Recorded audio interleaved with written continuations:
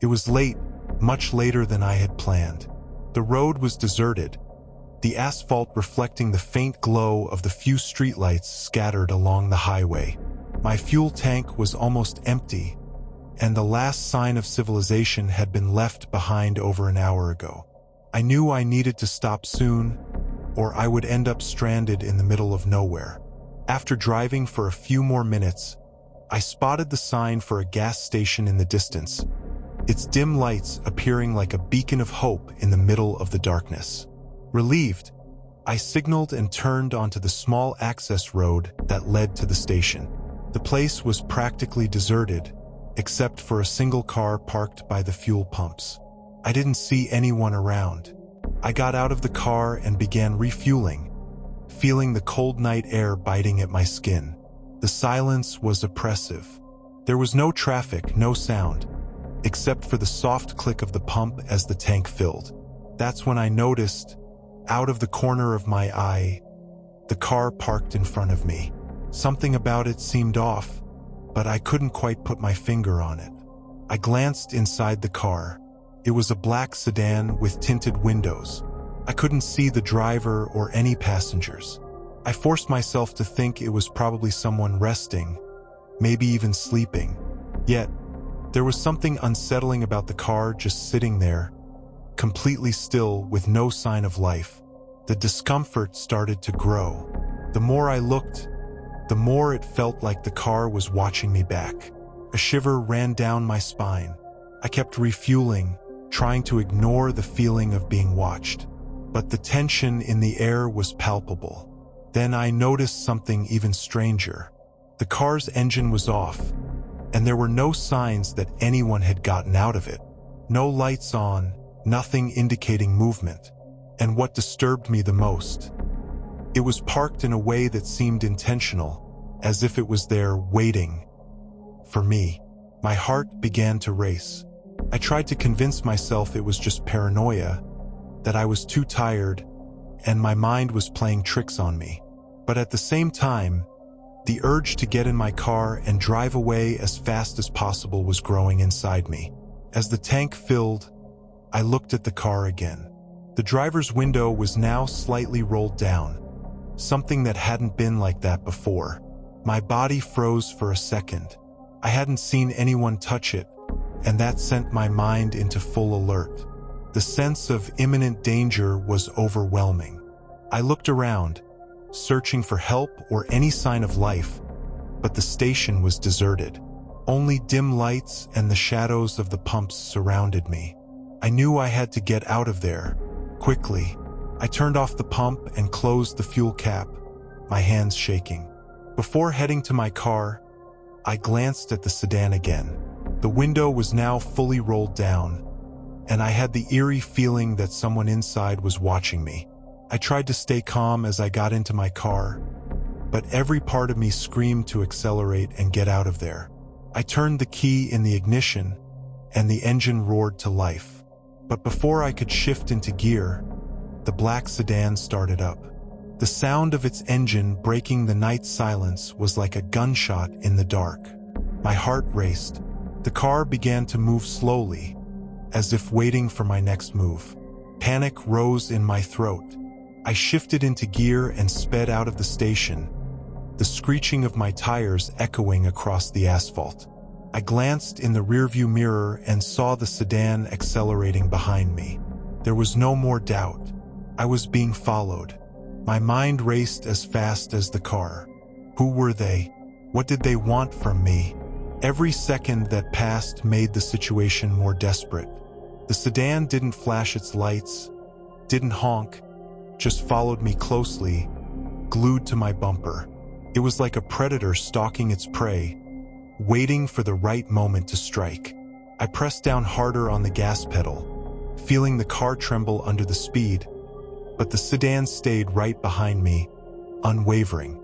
Every turn I made, it made too, as if it knew exactly where I was going. Panic took over. I didn't know what to do. The road was completely deserted, with no sign of other cars or anywhere to stop for help. The road felt endless. The only sounds were my car's engine and the sedan chasing me. I searched for an escape, a place where I could lose them, but all I saw was the darkness surrounding me. Then, in a last-ditch effort to lose them, I veered sharply onto a secondary road, a narrow, almost hidden path between the trees. The sedan took a few seconds to react, giving me a slight advantage. I floored the gas, feeling the car skid on the loose dirt, but I managed to stay in control. For a few minutes, there was silence. The sedan was no longer in my rearview mirror. I was alone. Finally, I pulled over to the side of the road, breathing heavily, trying to calm down. The adrenaline still coursed through my veins, and my mind was in chaos. I waited for a few more minutes with no sign of the car, but even with it out of sight, the feeling of being hunted didn't leave me. Whoever they were, they knew who I was, and somehow I knew this wasn't over. The silence of the road now felt even more oppressive, and the only certainty that remained was that from that night on, I would never look at a gas station at night the same way again.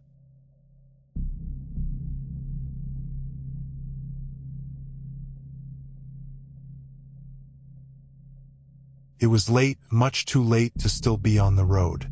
Fatigue was starting to take over, but I knew I had to keep going.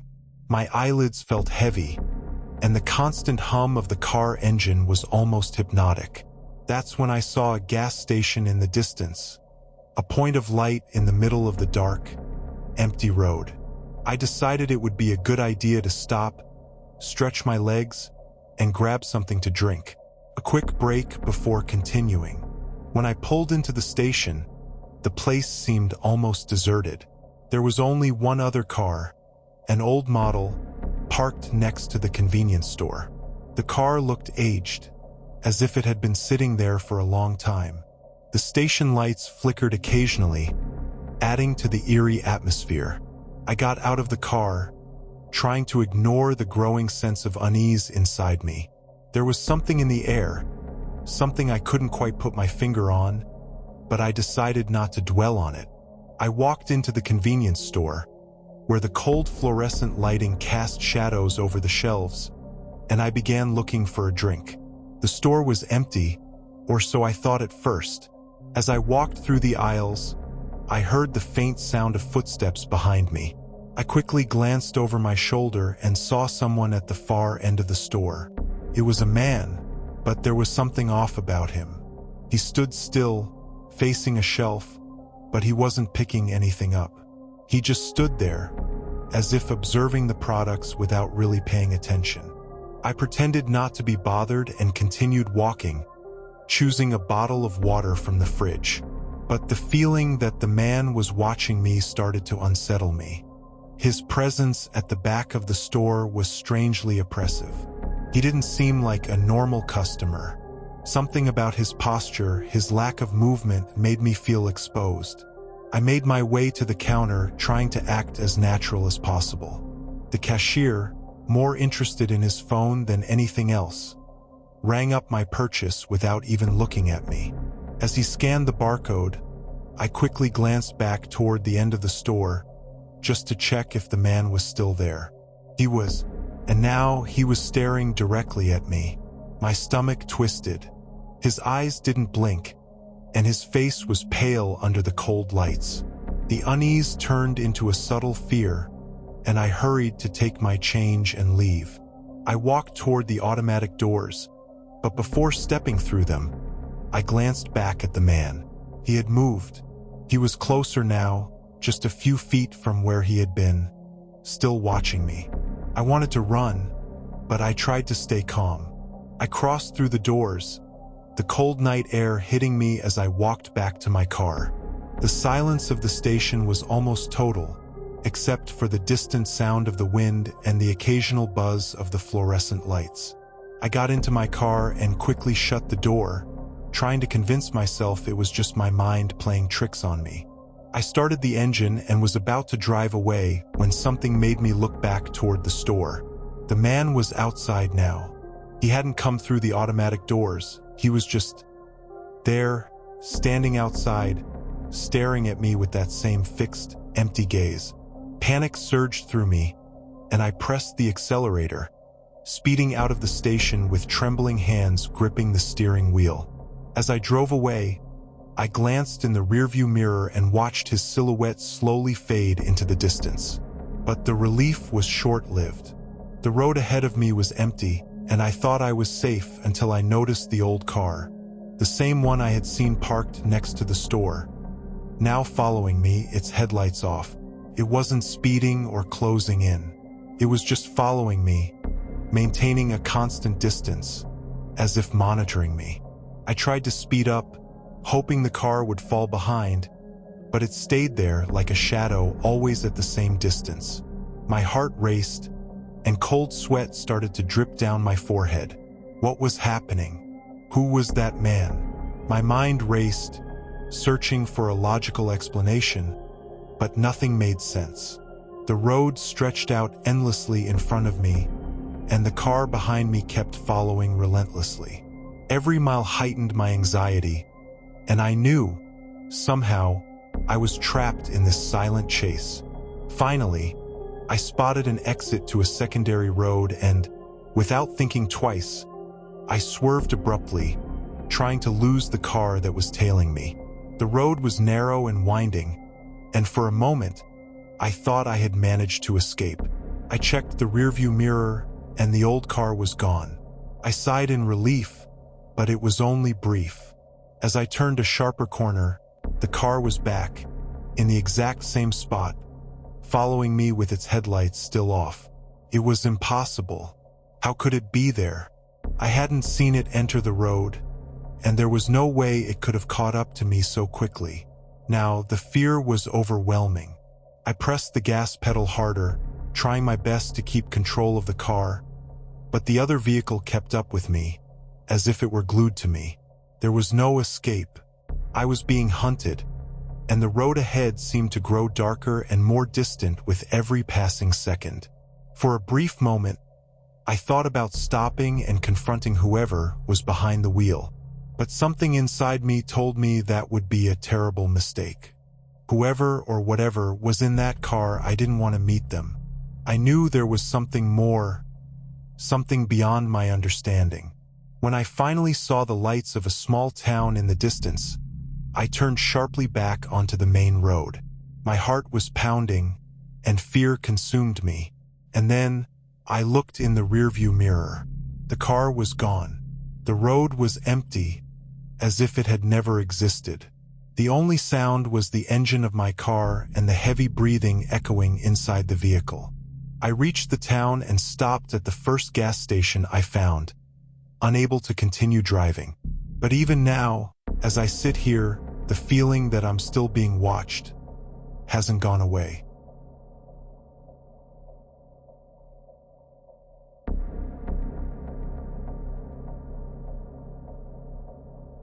It was one of those nights when everything seemed frozen in time, as if the world around me had come to a complete standstill. The road was deserted, and the silence was absolute. All I could hear was the hum of my car's engine and the occasional gust of wind hitting the windows. I had been driving for hours, and exhaustion was starting to overtake me. That's when, in the distance, I saw the lights of a gas station. The lighting was faint, almost flickering out, but it seemed functional. The sign swayed gently in the wind, creaking like something forgotten. I glanced at the fuel gauge, and the needle was dangerously low. I had no choice. I had to stop. The station looked abandoned. There were no other cars, and the gas pumps were covered in dust, as if no one had used them in a long time. However, the flickering lights and the dim glow from the convenience store suggested that the place was still operational. Somehow, I parked next to one of the pumps, turned off the car, and got out. The wind was colder than I expected, and the air carried a strange, metallic scent. I looked around. There was no movement, no sign of life. The station was utterly still, and that stillness made me feel like I had stopped in a place outside of time. I grabbed the nozzle to start refueling, but as I did, something made me pause. A faint sound, coming from inside the convenience store. It was almost inaudible, like a rustling or a subtle movement, but enough to put me on alert. I waited for a moment, trying to listen more closely, but the sound stopped as suddenly as it had started.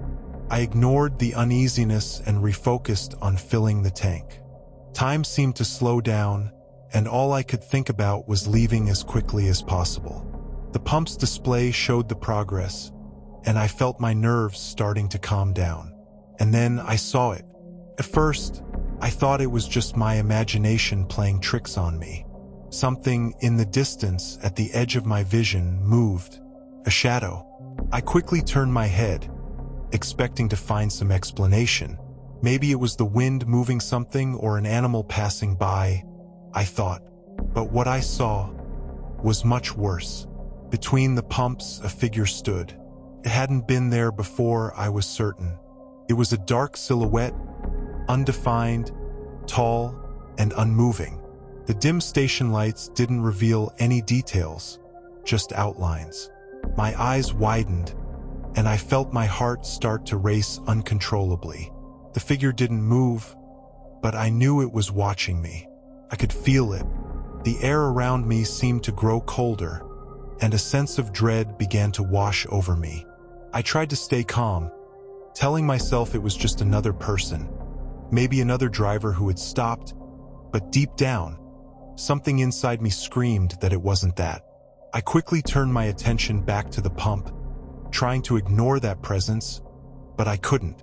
My eyes kept drifting back to the silhouette, which remained motionless, as if it were watching my every move. The sound of the fuel filling the tank was the only thing breaking the heavy silence.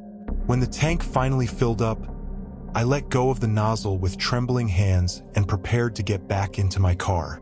But as I opened the door, I heard the sound again from inside the convenience store.